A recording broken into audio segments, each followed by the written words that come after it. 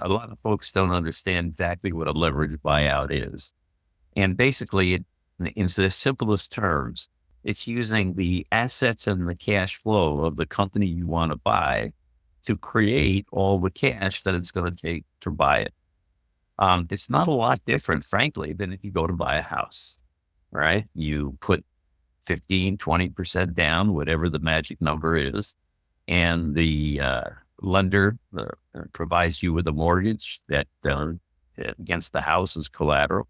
And then the deal closes, you put up your deposit, you now owe the mortgage, and you bought the house. The difference between that and buying a business is same process.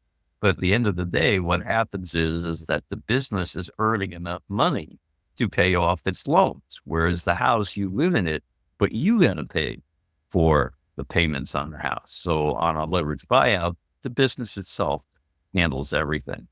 And if there's enough assets in the business and enough income in the business, then that can generally be structured in a way where the buyer has to come up with very little cash of their own, that it can be leveraged primarily through leveraging the assets and the cash flow of the business. Well, the benefit to the buyer is really clear. Okay. They're going to end up owning a business that's going to pay for itself. And at the end of the day, they didn't come up with a lot of cash to buy it. So all of a sudden, they're in possession of a valuable asset that earns them income. And that after all the debt service is paid off by the company, then all of that income flows through to the buyer, and they've gotten something that can produce literally generational wealth for themselves. The advantage to the buyer's got to sell the company at some point. He's going to retire. If it's, he's gotten old, he's gotten sick, or he's gotten a divorce. Who knows the reason that the company might be for sale, but they're at a point where they've got to sell the company. And there aren't a lot of people sitting around with enough cash to buy the company. So they're going to have to be flexible with respect to the sale. So at the end of the day, the seller may have taken back some seller financing. But at the end of the day, they've gotten a big chunk of cash for the company that's come from the lenders that we've arranged to support the purchase of the company. So they end up with a lot of cash in their hands, and they end up with an income that comes out of the business through the payoff of the seller financing over time. So that way they get their value out of the business, as opposed to having to sell it and liquidate it because they can't find a buyer with sufficient cash to be able to pay them their full purchase price in cash. Well, the biggest single resistance to the transaction, or the obstacle to the transaction, is usually their financing when it comes to the time to actually make the acquisition and raising the money through lenders to transact it. And the reason it's a problem is there are times in our history when those have been problems. And the reason they haven't been problems is that there've been plenty of money available in banks and other institutions to loan to people who wanted to acquire a business.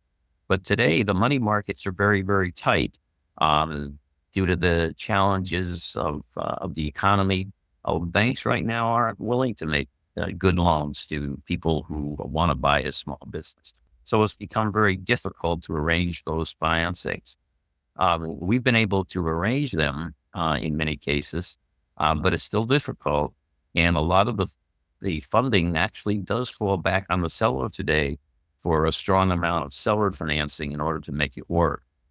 In order for us to make it work, we've had to be, frankly, very creative in how the deal is actually structured so that it actually presents itself to the lender in a way that's attractive to them.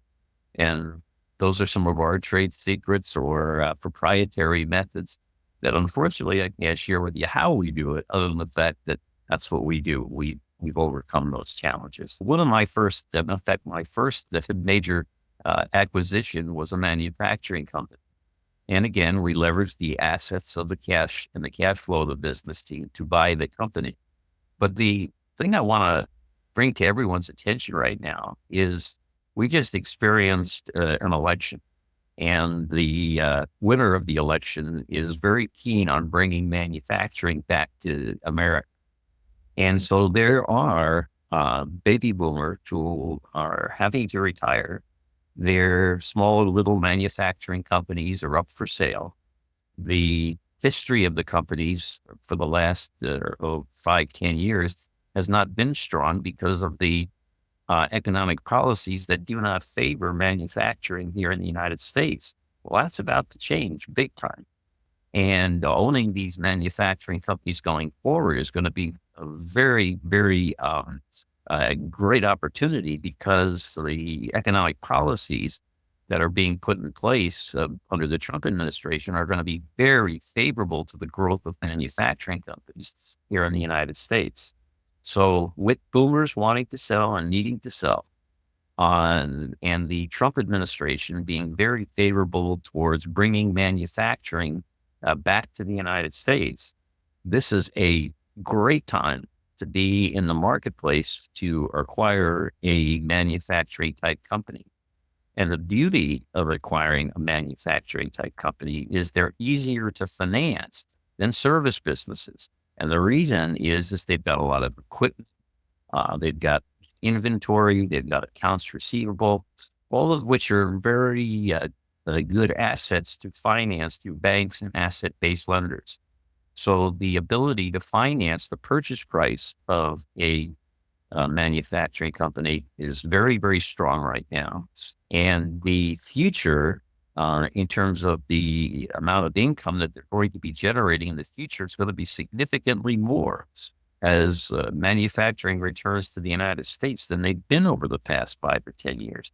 So this is a phenomenal opportunity to buy these manufacturing companies for sale.